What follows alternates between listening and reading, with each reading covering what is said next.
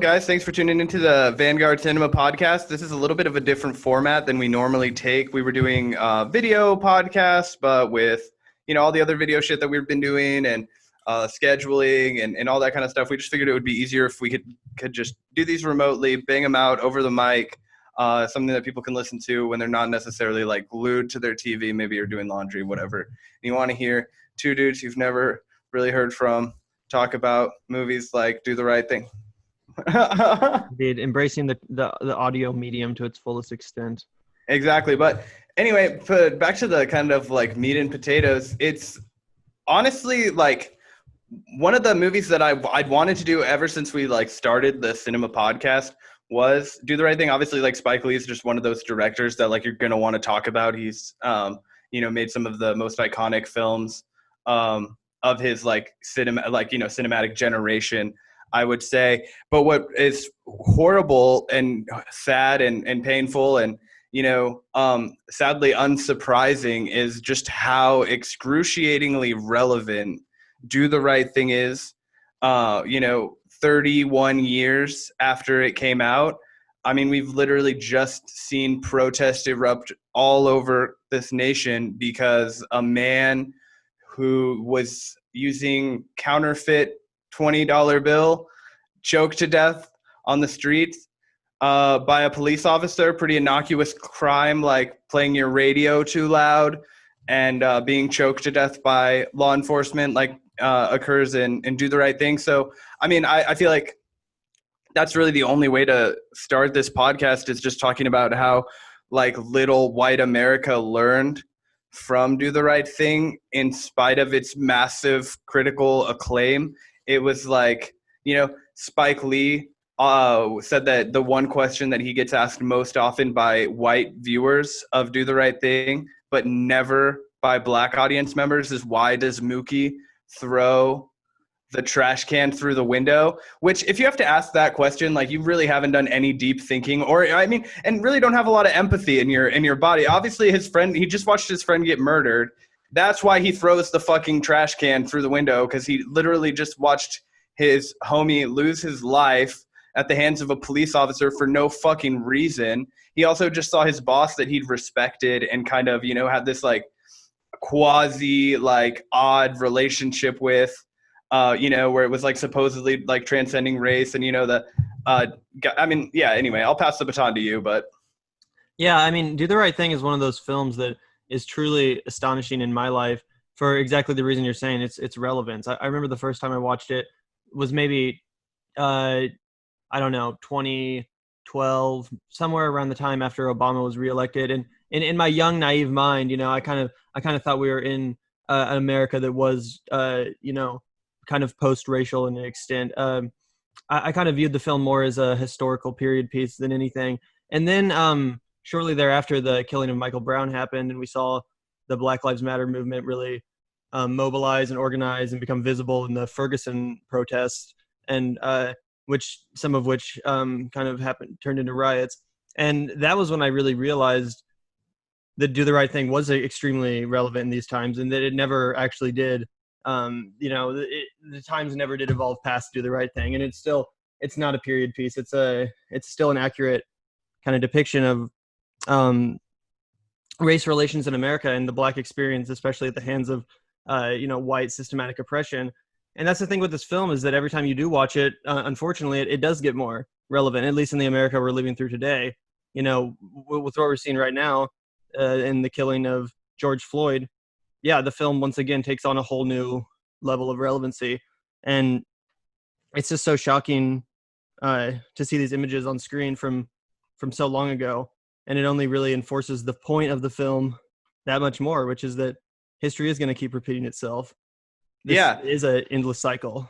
Yeah, and I think that it's like the only thing that's like that movie could have come out this year had the outfits been a little different. Totally. And instead of having like, a Public Enemy do the soundtrack, you have Kendrick Lamar. Yeah. I mean, it's so like literally none of the events in the movie have to change. A dude delivering pizza in New York City, his boss is this racist Italian guy who like, his son is the real, like John Turturro's character is like the like open, I hate all these people, right? But it kind of comes back to like what I think so, and I'm rambling here. We need to cut a little bit of this out. But what I think is really special about this film and how it does expose race relations is not only is it the hottest day of the summer, which everybody knows that when it's hot outside, people kind of like your true colors show. So I think that's like as a backdrop, genius. But also the way that if you look at the three members of the family that own the pizzeria, kind of like the way that they understand racism in the sort of like racism that they represent. So there's John Turturro's character, who is the open fucking bold-faced racist. He only likes Michael Jackson and Dr. J, right? Like whatever. He only is interested in like the star power or whatever kind of commodification can be made of. Yeah.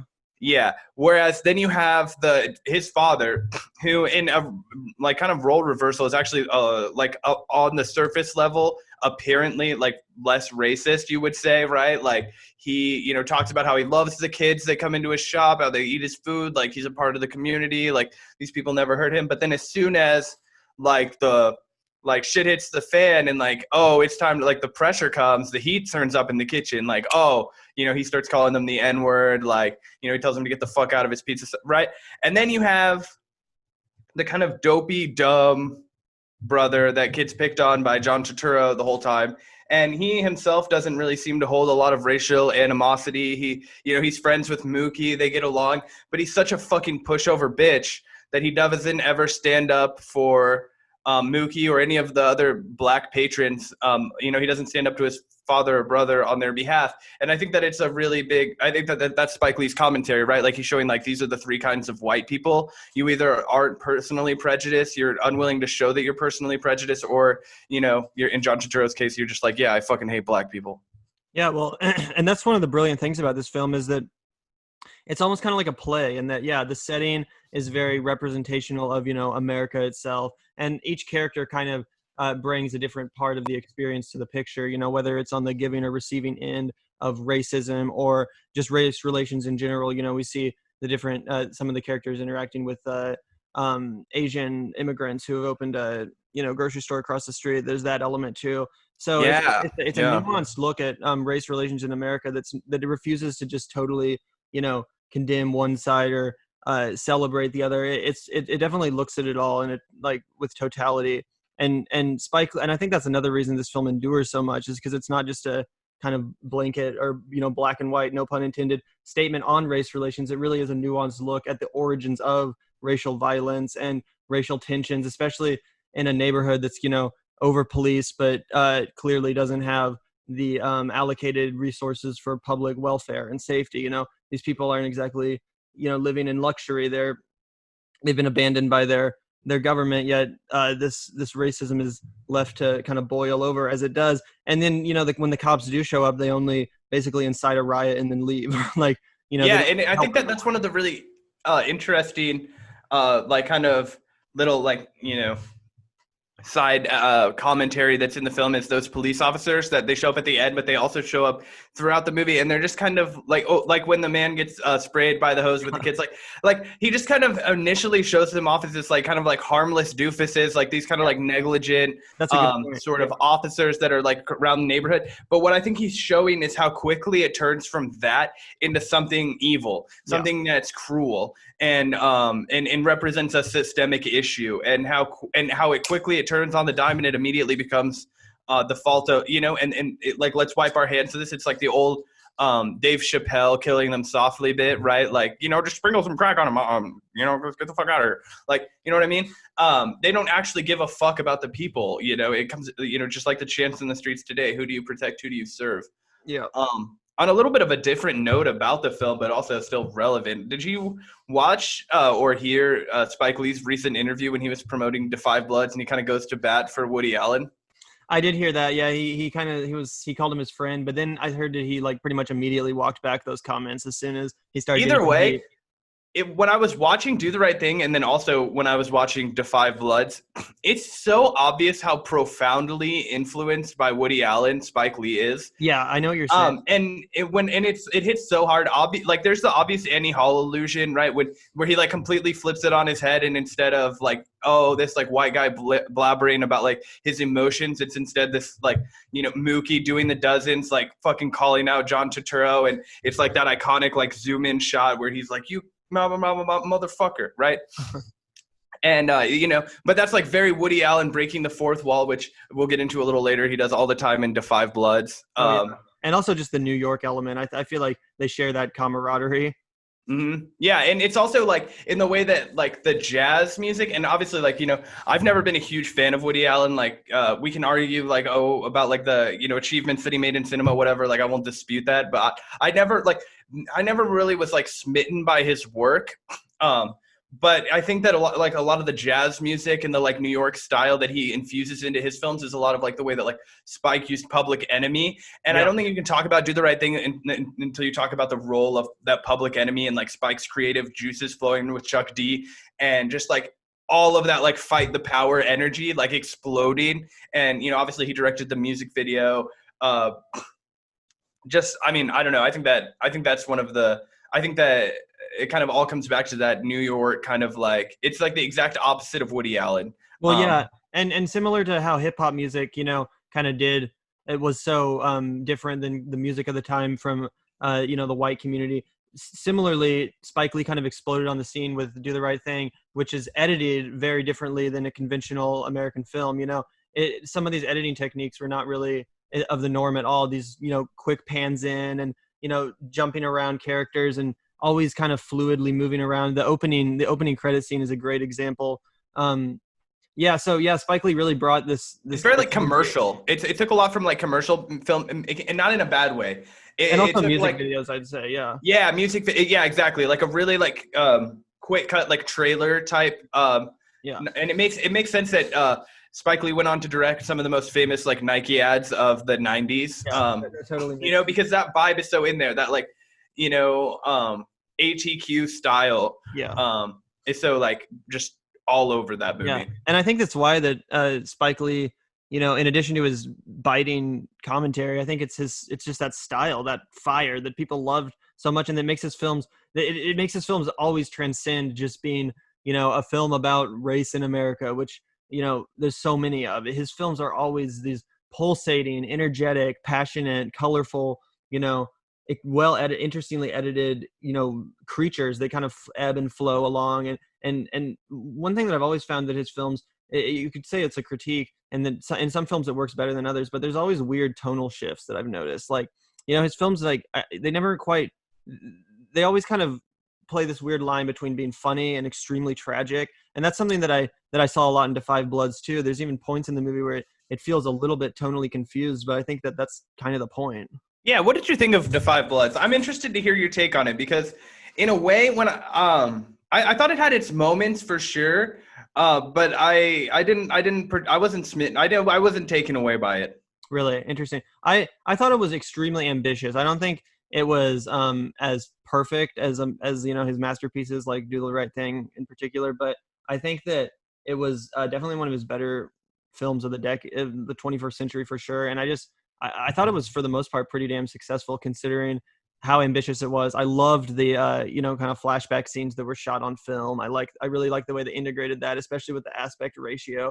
From a cinematic presentational perspective, I thought it was one of Spike Lee's most interesting movies from when it comes to the style, the editing, the story structure, and also the acting. I thought was phenomenal. What were you not as into?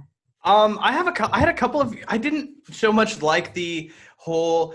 I just think that I part of it didn't work for me. I think that I agree that the cinematic presentation was unique, but I felt like it kind of was telling a story that I wasn't as interested in. The story that I was really interested in the whole time, and what I wanted to keep getting back to, was the relationship that those four guys had in 1971 when they were in Vietnam. Yeah. And I know that wasn't what the movie was about, but the movie made me more interested in that story than the story that it was telling me, because it was telling me like three different stories, right? So the movie wasn't just about these guys that were going to get the gold. It was really not about that at all. And I feel like it kind of fractured itself by, like you said, it was tremendously ambitious, that I feel like it didn't ever give me a satisfying story. And so the most satisfying story is the one that we only see glimpses of. Mhm. And I think that it kind of comes back to like this issue of old directors making movies that I just feel are a little out of touch. Like a Spike Lee in his prime makes the movie, sets it in 1971, and makes all of the politics like of the time, because we can extrapolate as an audience how that's going to react to us now. What I didn't like about it was that it kind of did this whole like spoon feeding, like, this part is about PTSD. Like, oh, this part is about how black people can be racist to Vietnamese people. Like, oh, this guy, he voted for Donald Trump. I did like that he calls him Mr. Fake Bone Spurs himself. I thought you would get a kick out of that when we were watching it, because Jesse Ventura always calls Donald Trump President Bone Spurs. But other than that, I thought that there were so many problems with the movie that I would have rather him just picked one solid direction and really execute on it. Like I said, there were a lot of really shining moments, and I thought that the acting was really strong, so it never completely lost me, but it just could have been way better in my estimation. Interestingly, I have to disagree with you, but that might just be a matter of personal taste, which is that I'm not a huge fan of just like Vietnam war, or just war movies in general. So I wasn't like, and I actually thought going into this movie that that's what it was. I had no idea that it was like set in the modern day at all. Yeah, I had no idea what it was going to be about at all. Yeah, so I was actually strangely kind of relieved that it wasn't just like 2.5 hours, of Vietnam War garbage, or not garbage, but war movie stuff. So I kind of liked the fact that it was more about the characters and like how their passing of time had affected them and stuff. But I do know what you mean, and that it kind of sets it up as if it's going to cut back and forth between the past and the present, and then it mostly does just stay in the present, and it kind of just it very occasionally flashes back.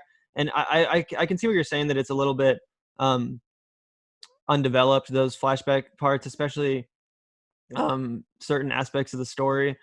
I could say would definitely have could have used a little bit more fleshing out, especially the character who dies in the past, who's played by Chadwick Boseman. His character's relationship to the rest of the Bloods, I think, could have used a little bit more fleshing. It also irritated me, and this is a side note, I don't mean to interrupt you, but it's the same. It's one of the major criticisms that I've had from Martin Scorsese's later work. I don't like it when you cast somebody 55 and tell me that they're 22. Like, that was weird. I didn't make new fucking friends and cast them in movies. Like, Chadwick Boseman should not have been, like, it looked so like Chadwick Boseman killed that performance for the brief period of time that he was on screen, right? And I don't know the name of the actor, but the man that kills his character, the Make America Great Again guy. That guy also, I thought, had a tremendous performance in the film.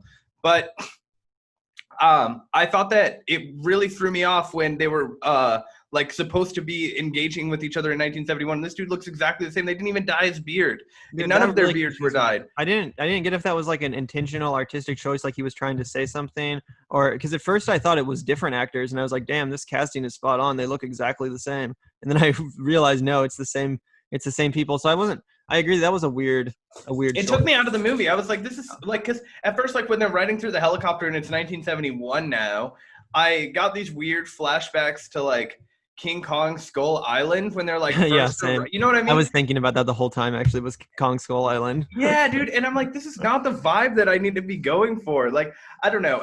And far be it from me. And I always feel a little weird, like critiquing like somebody like Spike Lee, whose films I do, like whose earlier work is like so like influential to me as a person. And if you look at his masterpieces, like Do the Right Thing, like She's Gotta Have It, like Malcolm X, like the bar is so high for a guy like him. Sure. But I just feel like in this time, it's kind of like Tarantino, right? And I know that Spike Lee would not fucking appreciate being compared to Quentin Tarantino.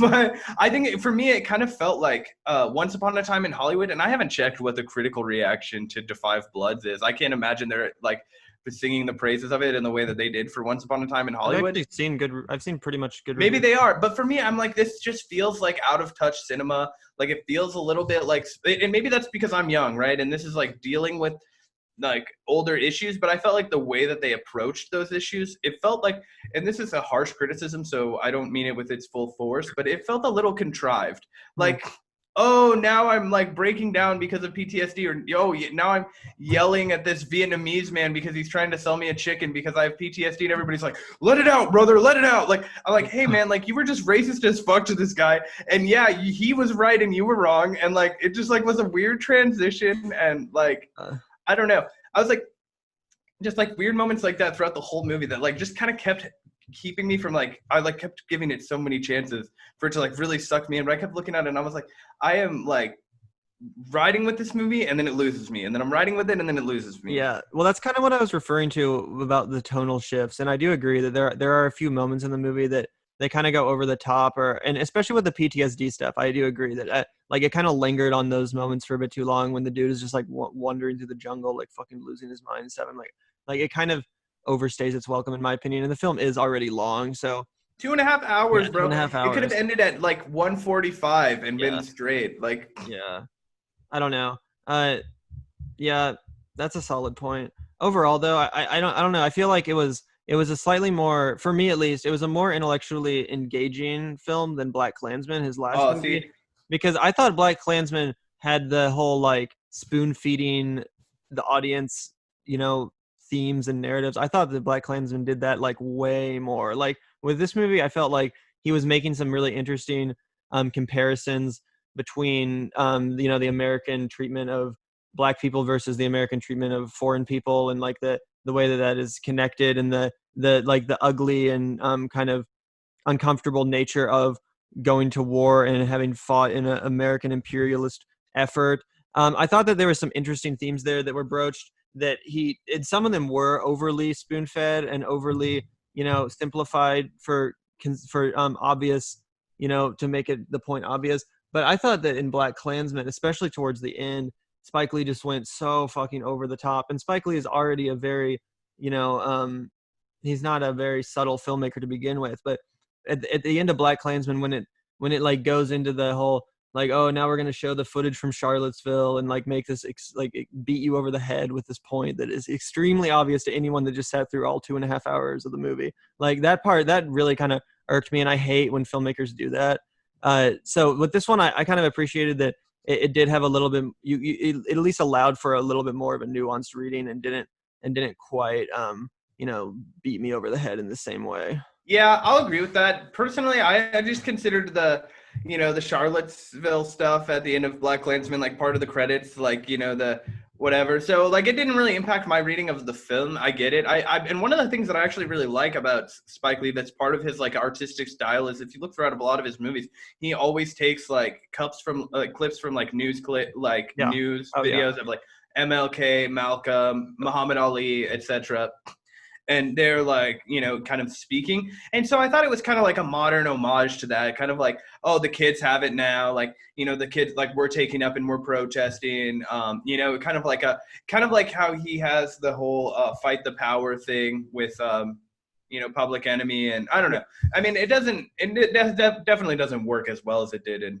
1989 with Do the Right Thing, but I think that he's kind of always had that like splicing in of like reality. He did it in this one too. I just think it worked better because it wasn't literally the last shot of the movie. Like, sure. like he Yeah, more and effectively. that's a valid criticism. Yeah, I don't know. I just thought this movie was a little bit more successful from like an intellectual perspective. I enjoyed thinking about what he was trying to say with it. Although there were certain scenes that I do agree were kind of over the top, and they kind of just went on. But ultimately, yeah, I do think it was an interesting take on, American imperialism, and especially kind of like the experience of having taken part in that as someone who has also been oppressed by the same country.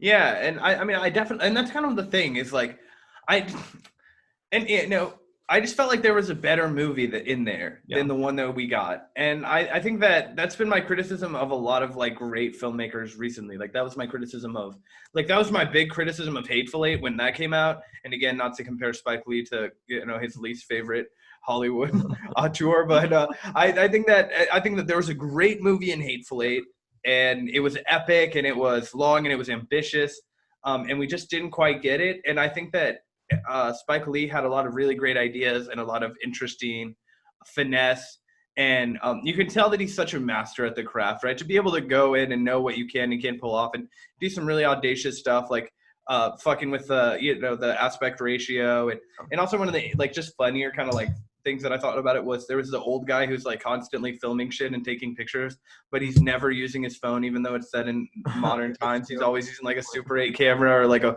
big old film camera. So I like that kind of shit was funny. And I mean, obviously there's definitely like, moments in the movie, but overall I just kind of, I don't know. I kind of give it like a C plus, 3 stars. That's fair. Yeah. It was definitely long.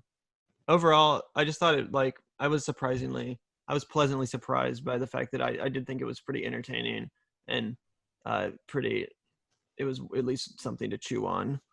Yeah, and it could be that I just recently watched, a bunch of Spike Lee movies, and the bar got set really high. Like yesterday, I watched all 3.5 hours of the Malcolm X movie, right?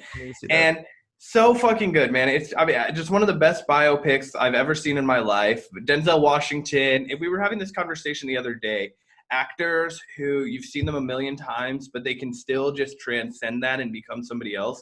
And I think Denzel Washington embodies that in the Malcolm X movie. So I highly recommend that you check it out. I would also highly recommend to anyone listening that you check out Spike Lee's 25th Hour, which Edward Norton does the same thing. Fucking great movie. Yeah, Edward Norton, again, probably. And Philip Seymour Hoffman is in that, and Philip Seymour, yeah. They absolutely disappear into those characters. And it's an interesting movie for Spike Lee in that a lot of it definitely does have a conversation about America and our policy and to some extent our race relations and stuff, but it's all very much like going on underneath the actual plot of the movie. It's in that sense it's different than a lot of his films in that it is more subtle in the themes it's trying to divulge. It's not all on the surface. In a way, I feel like out of it was like the perfect role for Edward Norton to play. Yeah. I can't imagine anybody else taking that part and making that movie really happen. Like the whole dog thing where like he fight, you know what I mean? Just like all of that. I think and I love Edward Norton.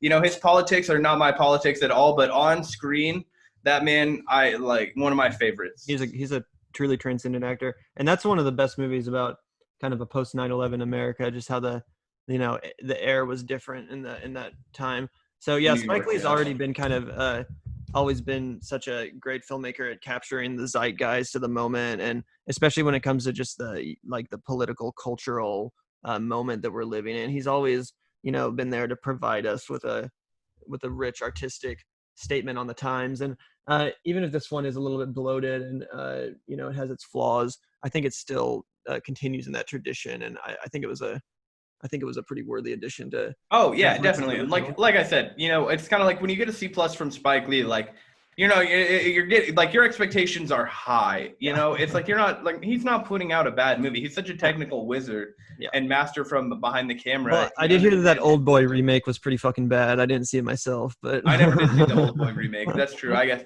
I mean, everybody's capable of a flop. Yeah. But if you look at it throughout his, career, even the movies that we say, oh, like they're just whatever, like they're not bad. Yeah, and even the ones that I have heard that are bad. Like he made a film in 2013, I think, called like The Sweet Blood of Jesus, which was kind of a riff on the blaxploitation films. And a lot of people said it was just really not good, but they said it was at least, an interesting experiment, that it was worth watching, if nothing else, for the experimentation and for if you like Spike Lee, So I feel like that's another one of his strengths, is that even when his movies aren't perfect, even when they're a little bit uneven, they're still Spike Lee joints, And if you're into that, then you're gonna have a good time probably. Yeah, it kind of reminds me of one of the things that David Foster Wallace said about David Lynch, and that it was the reason that he fell in love with David Lynch is because when he watched Blue Velvet, he realized that it was nothing other than David Lynch's unadulterated creative vision, and that he had no agenda, he had nothing. It was just 100% David Lynch. And that's kind of how I feel a lot about Spike Lee. Like maybe not, like it's just 100% unadulterated Spike Lee. Maybe he has his own agenda, but he is him, and he is always him in his work. Yeah, totally. He really is. And again, going back to the nuance, another interesting thing about Spike Lee is something he's even been criticized before, is that even though all of his films are about the Black experience and about racism in America for the most part, his films haven't always been universally just, making the same statement. Black Klansman was criticized by some people for being kind of too pro-police to, you know, kind of having the message of, oh, it's all good, we can just fix it from the inside as long as there's enough representation. Like, some people thought that was a kind of a cop-out message, no pun intended. And it's interesting to see that Spike Lee doesn't always just, you know, toe the line of mainstream activism, that he does come away from situations with his own unique opinions and strategies for making progress. And even if he's not always universally considered to be correct on that issue, like with Black Klansman maybe, it's always at least interesting to know that you are getting the man's true opinions, a true representation of his beliefs and vision for this country and for his art. Yeah, 100%. And I think that, you know, revisiting Do the Right Thing in the like aftermath of watching Defy Bloods, I noticed, you know, and it was cool. Defy Bloods is the #1 film in America on Netflix. Now they have that chart. It has been for the past couple of days. I would just encourage everybody that, you know, checks out that film to make sure that you go back and watch Do the Right Thing, because it's so goddamn good. And it's just as good today as the day that it was released, which not many films can say 31 years later. And that's not an exaggeration, and that's not take it with a grain of salt, because like times have changed. Like, no, you will watch this movie and you will walk out you won't walk out of the theater. You will get up from your couch, because it's 2020. And be like, holy fucking shit, this movie could have been made yesterday. It could have been made yesterday if everybody changed their fucking outfit. It's insane. But yeah, thing, you have. Well, yeah, and on a closing note, another thing that's so damn striking about Do the Right Thing, for exactly the reasons you said, is that, yeah, it really does show you that what we're living through now, what we lived through, or what the Black community went through in 2014 with Michael Brown, you know, this stuff is not new. It's been going on for so long. Perpetually. Because of cell phones, because of Facebook Live, a lot more of it's getting exposed, and there's a lot more people waking up to the fact that this is a real issue. But, you know, this movie, Do the Right Thing, was made in 1989. And I mean, Spike Lee was just depicting something that honestly was probably pretty common within the community he grew up in, within New York, and the African-American community at large in this country, which is, you know, continual police violence, police brutality, murder, completely going unaccounted for. And, you know, people just having to deal with it and move on, wake up the next day and try to pick up the pieces. And that's honestly the saddest thing about Do the Right Thing, and why it endures so goddamn much to this day. Yeah, I think that's exactly it.